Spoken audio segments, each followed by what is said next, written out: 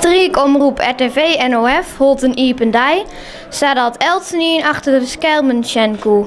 Prima verzorgen met koffie, gebak en vertier van de band. RTV NOF budget radio, televisie Noordoost-Friesland.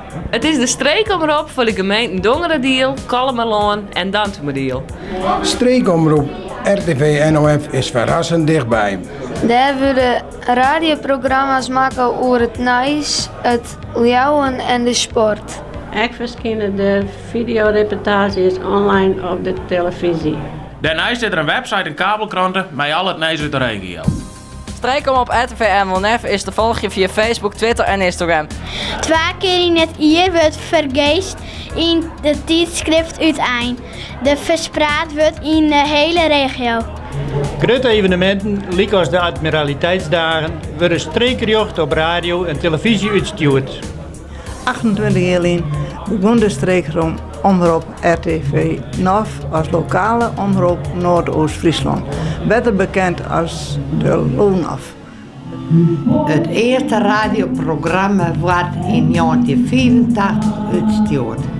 De jonge kraanmachinist Willem Sonnema verzwaagt deze muziekshow. In de jaren die volgen is streekomroep RTV NOF enorm groeit. En is het aantal vrijwilligers flink toegenomen. Zo'n hier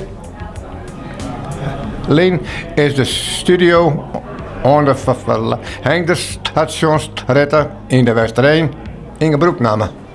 De programma's worden zowel door de harkers, de bezoekers, online en de zaakkundigen waarderen.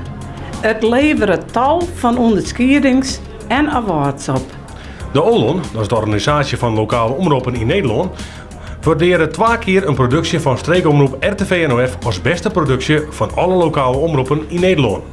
De streekomroep van Noordoost-Friesland is de voor 11 dus ik voor die. Ik vrijwilliger worden? Meld je aan. Stuur een berichtje naar dit e-mailadres.